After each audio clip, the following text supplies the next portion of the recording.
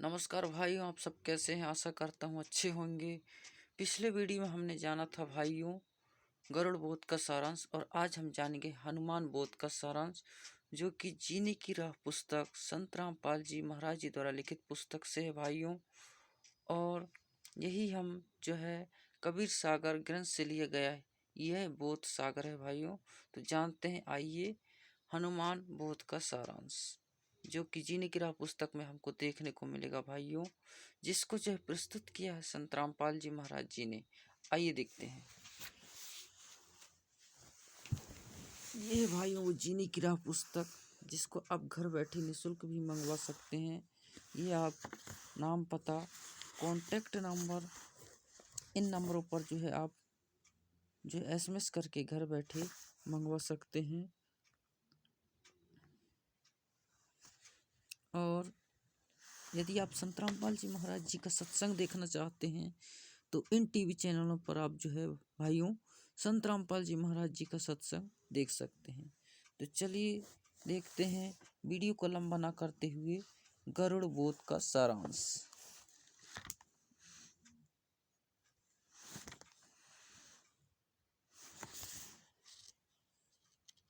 हनुमान बोध का सारांश भाइयों, गरुड़ बोध का हमने पिछले वीडियो में जाना था। अब और हम जानेंगे हनुमान बोध का सारांश। ये भाइयों हमको इसमें क्या जानने को मिलेगा, तो ये हम देखेंगे गरुड़ बोध का सारांश।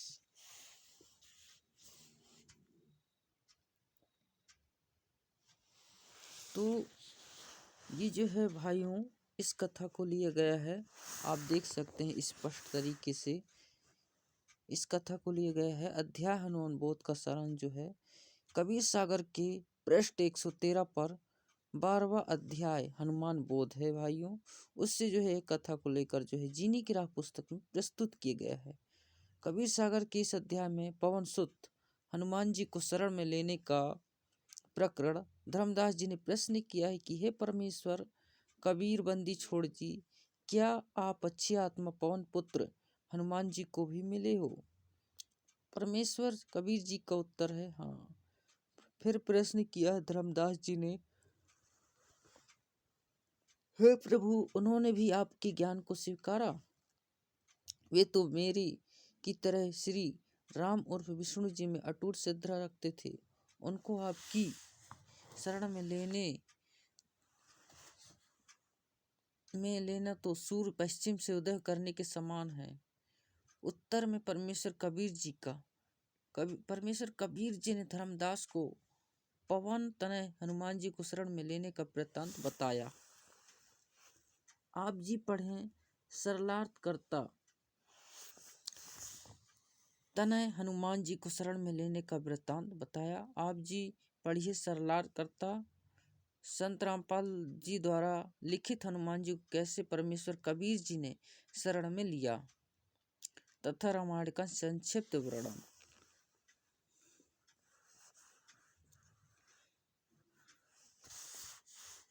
रामायण ग्रंथ में प्रकरण आता है कि एक बाली नाम का राजा था। उसका भाई सुग्रीव था। किसी कारण से बाली ने अपने भाई सुग्रीव को अपने राज्य से निकाल दिया। उसकी पत्नी को अपने कब्जे में पत्नी बनाकर रखा। सुग्रीव दूर देश में मायूस भ्रमण कर रहा था। हनुमान जी राम राम करते हुए एक पहाड़ पर बैठे दिखाई दिए। दोनों की मित्रता हो गई। सुग्रीव ने अपना दुख बताया। सुग्रीव ने अपना दुख साझा किया। हनुमान जी ने शरणागत सुग्रीव की सहायता करने का वचन दिया। सुग्रीव ने हनुमान जी को बताया कि बाली में ऐसी सिद्धि है कि कोई उससे युद्ध करता तो सामने वाली की आधी शक्ति बाली में प्रवेश कर जाती है। यह बात सुनकर तो सामने वाली की आधी शक्ति बाली की प्रवेश कर जाती है। बात सुनकर हनुमान जी शांत रहे, युद्ध करने का इरादा त्याग दिया। उस समय रामचंद्र पुत्र राजा दशरथ जी को वनवास हुआ था।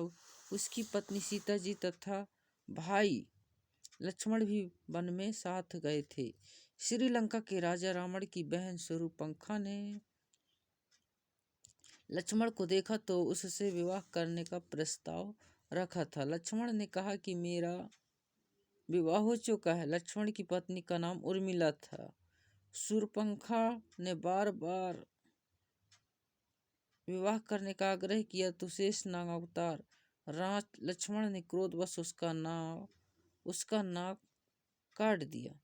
शूर्पणखा ने अपनी दुर्दशा की दास्तां अपने भाई रावण से सुनाई और पूरा बात पता बताया। रावण ने प्रतिशोध लेने के लिए राम की पत्नी सीता का अपहरण करने की योजना बनाई। साधु वेश बनाकर अपने मामा मरीच के सहयोग से रावण ने सीता जी का अपहरण करा लिया। सीता जी की खोज में श्री रामचंद्र जी तथा श्री लक्ष्मी जी वन भटक रहे थे।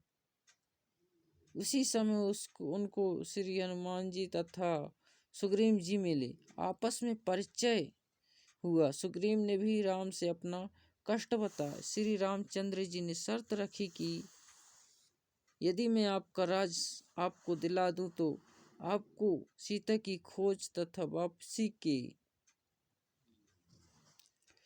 ऊँट लेकर बाली को युद्ध करके मारकर सुग्रीव को राज तिलक कर दिया। सुग्रीव ने अपनी प्रतिज्ञा का पालन किया। सीता जी की खोज के लिए चारों दिशा में खोजी गई। जटायु पक्षी ने श्री राम को बताया कि सीता माता को लेकर लंकेश्वर और रावण उठा ले गया है। उससे मैंने माता को छुड़वाने की चेष्टा की तो मेरे पंख काट दिए। मेरे पंख रावण उठा ले गया। केश्वर रावण उठा ले गया। उससे मैंने माता को छुड़वाने की चेष्टा की तो मेरे पंख काट दिए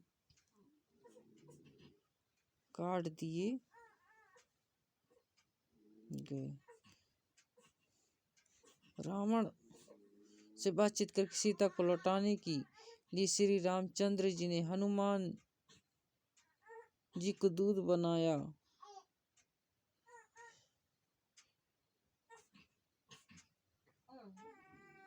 श्री रामचंद्र जी श्री हनुमान जी को सीता को विश्वास दिलाने के लिए अपनी अंगूठी दी जिस पर श्री राम लिखा था। सीता उस समय अंगूठी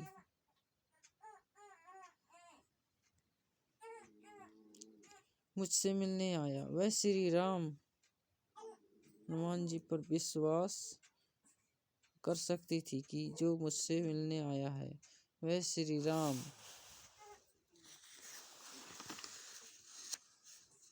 को भेजा हुआ। हनुमान श्री राम की मुद्री लेकर आकाश मार्ग से उड़कर श्रीलंका में गए। रावण का एक 9 लाख का बाग था। उसमें सीता जी को रावण राक्षस ने कैद कर रखा था।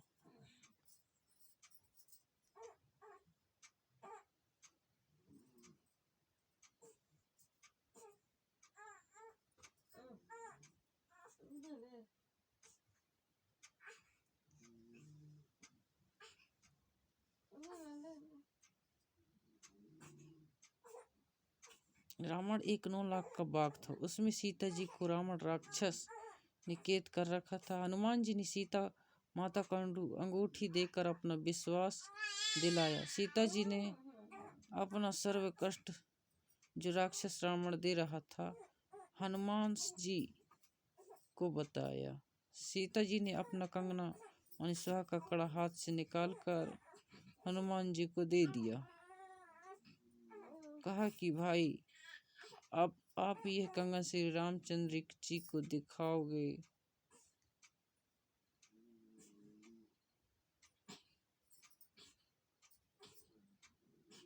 ऐसे हनुमान जी ने रावण का 9 लाख बाग उजाड़ कर वृक्ष समुद्र में फेंक दिए। लंका के राजा रावण ने हनुमान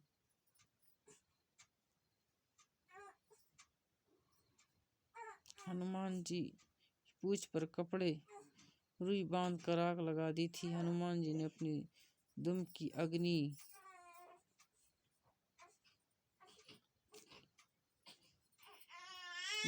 अग्नि से रावण की लंका का आग के हवाले कर दिया।